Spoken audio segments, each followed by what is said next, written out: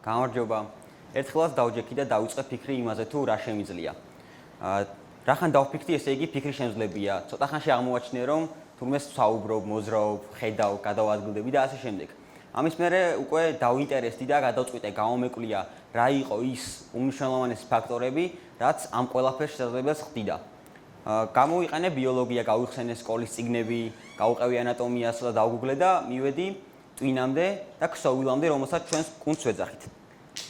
მოდი უფრო უკან წავიდეთ და ვნახოთ თუ რა ხდება და რა იყო ადრე, როგორ მუშაობდნენ ტვინი, როგორ განვითარდნენ. თავიდან თუ ევოლუციის თეორიას დავუჯერებთ, ჩვენი ტვინი იყო ძალიან პატარა და იყო განვითარებელი და ეს აისახებოდა კიდეც შესაძლებლობებზე.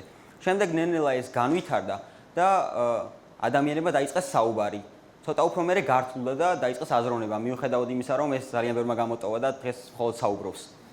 ეხლა დავაკვირდეთ კუნთის განვითარების საფეხურებს და შევხედოთ თუ რა მოხდა ამ შემთხვევაში. რა იყო თავიდან. თავიდან ჩვენ მოძრაობდით 4 კიდურზე, ანუ ხელებით და ფეხებით, დავწოცავდით. შემდეგ გავხდით ბიპედები, რას ნიშნავს იმას, რომ დავიწყეთ ორ ფეხზე გადაადგილება, როგორც ვხედავთ, ორ ფეხზე დავდივარ. და აქვე ვიღაც ტიპი წამოდგა და იკითხა, რომ მორჩა, სულ ეს დანიშნულება აქვს კუნთს? რა თქმა უნდა, არა აქვს ეს დანიშნულება, რადგან ისეთი უსასრულო რაღაცა, როგორც ადამიანია და ისეთი უსასრულო რაღაცა, როგორც კუნთია, გრძელდება უსასრულოდ და მოგეხსენებათ, უსასრულობაში ყოველ უდიდეს წერტილს მასზე ერთი დიდი მოსდევს. შესაბამისად, ჩვენ ვიწყებთ გზების ზებნას უსასრულობაში და მივდივართ კიდეც შედეგამდე.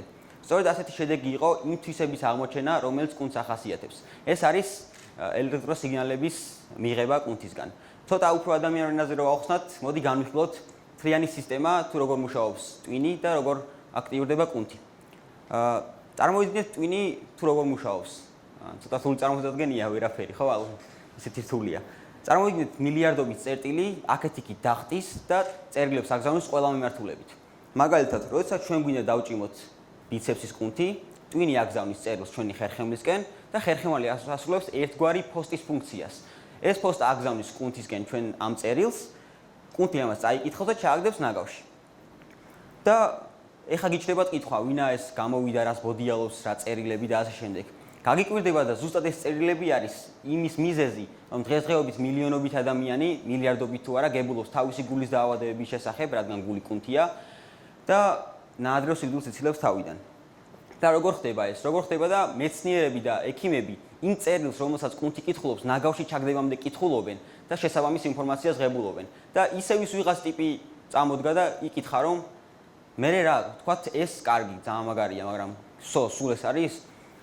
სწორედ ეს იდეა უბრუნდა თავში იმ ინჟინერს, რომელმაც დაახლოებით 25 წლის წინ დაიწყო ამ სიგნალების სხვა გზით დამუშავება და გადაწყვიტა იგი ინჟინერიაში დაენეგა.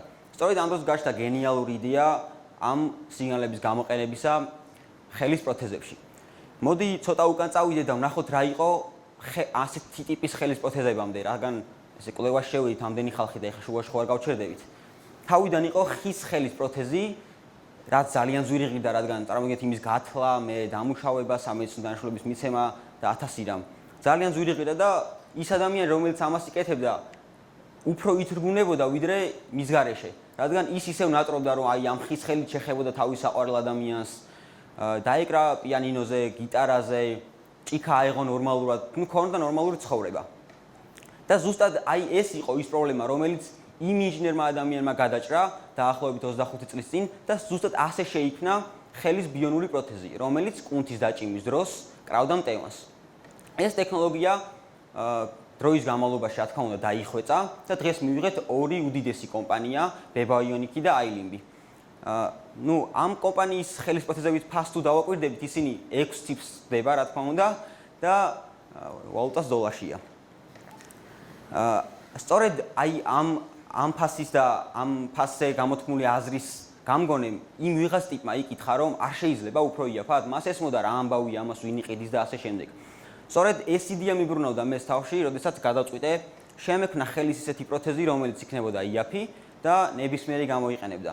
ეს იყო პირველი დღეები თავისუფალ უნივერსიტეტში, ვიყავი ლეპტოპით, ჰქონდა იდეა, ყავდა მეგობარი, რომ ირაკლი მსხლაზე, რომლის იმედიც ჰქონდა და ვიცოდი, რომ გვერდში დამიდგებოდა. ეს იყო პირველი დღეები და საერთოდ არ ვიცოდი რას ვეხებოდი, არ ვიცოდი. ეს იყო ერთობ შეუძლებელი რამ ჩვენთვის, რადგან დავდიოდით სიგნალში, ვიქნებდით ჯოხს და რასაც მოხდებოდა ეს ჯოხი, იმას ვგებულობდით. სწორედ აი ამ ჯოხის ხნევაში გავიცანით ზვიად სულაბერიძე რომელსაც გაუზიარეთ ჩემი ცოდნა და გულისკივილი და მან მაშინვე შემომთავაზა მაქსის ლაბორატორიაში მუშაობის დაწყება. შემეძლო ნებისმიერ დეტალი გამომეყენებინა იქ, რადგან ზვიას სჯეროდა ჩვენი და ეგონა რომ სჯეროდა რომ ჩვენ რაღაც კარგს ვაპირებდით. დავიწყეთ მაქსის ლაბორატორიაში მუშაობა. პირველ დღეებში ავითვისეთ 3D პრინტერი. 3D პრინტერი არის ტორტზე კრემის წასმის პრინციპით მომუშავე ტექნოლოგია, რომელიც ასხამს დეტალებს, ასე ვთქვათ. პირველ რამდენიმე დღეში მოდელს ვსაუბრობთ, იმდენიმე გასრულება გამოვიცადეთ, რამდენიც ალბათ ჯამურად არ გქონია ცხოვრებაში. იყო ეს 23 საათიანი პროცესის ძალიან ჩაშლა, რადგან გენერატორი გადაიტვირთებოდა და იმდენი წყარო აღარ ქონდა პრინტერს. იყო ეს მოდელის არევა და თითისმაგვირად ცხვირი ხვდებოდა მეორე დღეს და ასე შემდეგ. თითქმის ყოველი წამოწყება სრულდებოდა იმედგაცრუებით და რამდენჯერ თქვით რომ მოდი თავი დავანებოთ, რადგან არაფერი გამოვა, მაგრამ ენთუზიაზმი ეს იყო ის, რაც არ მშორდებოდა და мотивაციას მაძლევდა ის, რომ ვიცოდი ეს ამით ვერ გავაკეთებდი ბიზნესს და ვერ გავხდებოდი მილიონერი, მაგრამ ვიცოდი რომ ეს გაახარებდა ძალიან ბევრი ადამიანის გულს, შესაბამისად მე და ირაკლი ვამბობდით რომ გვიღირდა ამაზე მუშაობა. ჩვენ არ დავნებდით და ამით ძალიან მოხარული ვარ, რადგან სწორედ ამ პერიოდში გავიცანი 3 უჩვენესი ადამიანი ლაბორატორიაში. ნიკოსი ხარულიძე, თოკო ფარცახაშვილი და ირაკლი ვევაშვილი. ისინი დღეს ჩემს გუნდში არიან და ერთად ვმუშაობდით აი ამ პროექტზე და სხვა პროექტებზეც. ჩვენ ერთობლივი ძალებით შევძელით და დავასრულეთ ხელის პირველი მოდელი და სწორედ აი ამ დროს წარმოიშვა პრობლემა, როდესაც ჩვენ დავგვჭირდა სენსორი სპეციალური, რომელიც იმ წერილებს აიკითხავდა, რომელსაც ტვინი აგზავნის. ამაში რა თქმა უნდა დაგვეხმარა ჩვენი თავისუფალი უნივერსიტეტი. ჩამოგვივიდა სენსორი, ეს იყო გამოცდების პერიოდი, გამოცდები საერთოდ არ გვაინტერესებდა. გავათენით რამდენიმე ღამე სენსორის შესწავლაში, სწორედ აქ გამოგვადგა იმ გუნდის ახალი წევრების ცოდნა. ჩვენთან იყო მილიარდი ხარისხად მილიარდი წერილი, რომელიც ჩვენ უნდა გაგვეფილტრა და მიგვიღო მათგან ყველაზე მნიშვნელოვანი. ჩვენ გავფილტრეთ ეს რა თქმა უნდა და მივედით მომენტამდე, როდესაც უნდა შეგვეერთებინა დენის წყაროს ხელის პროთეზი და დაგვენახა შედეგი, თუ რა გავაკეთეთ. და შევაერთეთ ეს და როდესაც კუნთი დავჭიმეთ და ხელის პროთეზი მოიხარა, ეს იყო უბედნიერესი მომენტი ჩვენს ცხოვრებაში.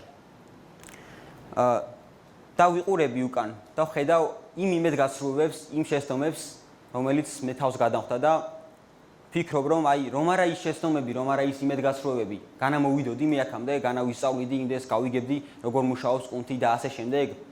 რა თქმა უნდა ვერ გავიგებდი. იმ შეცდომებს და იმ წერტილებს მე ხაზით ვაერთებ და მოდივარ TEDx-ამდე, როდესაც მე გაგასნობთ ჩემს ასე ვთქვათ ნამუშევარს და ხალგაჩვენეთ როგორ მუშაობს.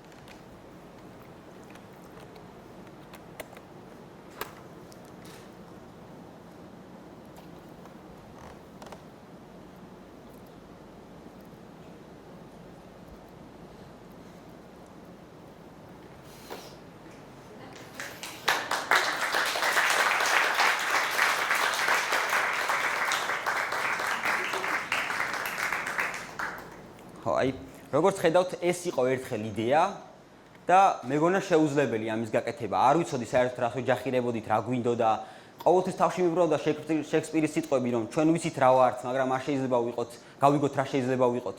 და ვამბობდი, რომ რა უდგას დასი, მოდი ვცადოთ. ვცადე და აი კიდევ ხედავთ შედეგს.